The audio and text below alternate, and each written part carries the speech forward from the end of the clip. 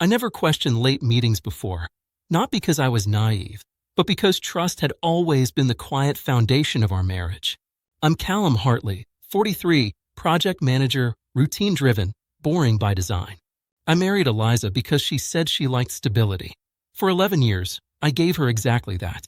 A paid-off car, steady income, shared calendars, dinners at home. Nothing flashy, nothing chaotic. I believe consistency was love in its purest form. Eliza worked in marketing. Her world ran on buzzwords, presentations, and after-hours networking. I understood that. I supported it. When she said she had to stay late, I reheated leftovers and waited. When she said there was a client dinner, I told her to have fun. I never checked her phone. I never asked follow-up questions. That wasn't who I wanted to be. The shift wasn't sudden. It never is. It started with her dressing differently for work dinners than for anything else. Sharper, brighter, deliberate. Then the dinners became more frequent, always with the same explanation. The boss insists.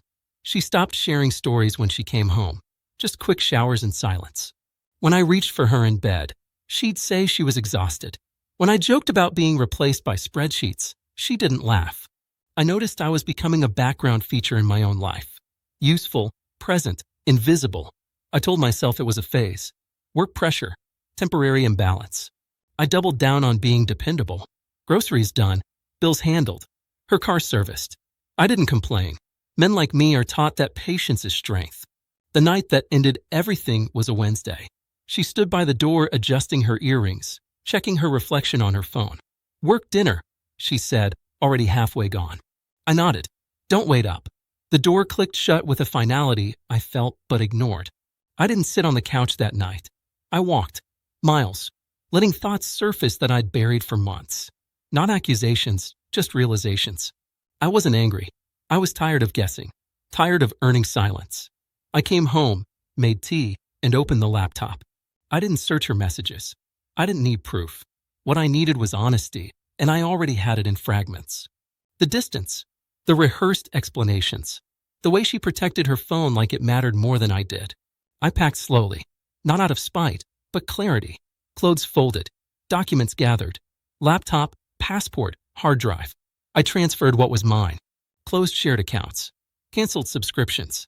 Nothing dramatic, just separation executed cleanly. I left the ring on the nightstand. It felt symbolic, like returning something that no longer belonged to me. When I was done, the apartment looked staged, empty but intentional. I took one last look, not at the space, but at the years I had tried to preserve alone. Then I left. Eliza came home after midnight. I know because my phone lit up at 12:47. Missed call, then another, then messages. Confusion first, then irritation, then panic. She asked where I was, why the apartment was empty, why the cards weren't working, why the streaming apps were logged out.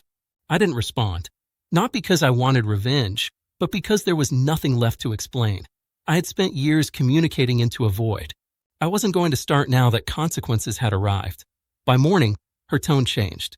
Apologies appeared without specifics, promises without substance. She said the dinner meant nothing. She said I was overreacting. She said we should talk. The same words she'd used before when nothing ever changed. I checked into a quiet hotel on the outskirts of town. Slept deeply for the first time in months. No tension in my chest. No waiting for a version of her that only existed in memory. Later that day, her sister called. Then a mutual friend. The story was already being shaped. I was controlling. I was dramatic. I abandoned her without warning. I didn't correct them. People believe the narrative that protects them from self-reflection. What none of them mentioned was the erosion, the months of absence, the intimacy replaced by obligation, the way love can disappear without betrayal and still be gone. I wasn't competing with her boss, or her job, or another man. I was competing with indifference. And indifference always wins if you keep negotiating with it. I didn't leave because of one dinner. I left because I finally accepted that being chosen occasionally is not the same as being valued consistently. I left because I understood that staying would require shrinking further, and I was done disappearing. That night, as I turned my phone face down, I felt something unfamiliar. Not triumph, not bitterness. Relief. Quiet, unremarkable relief. The kind that doesn't need witnesses. Eliza returned to an empty apartment and unanswered questions. I returned to myself. And for the first time in years, that felt like enough.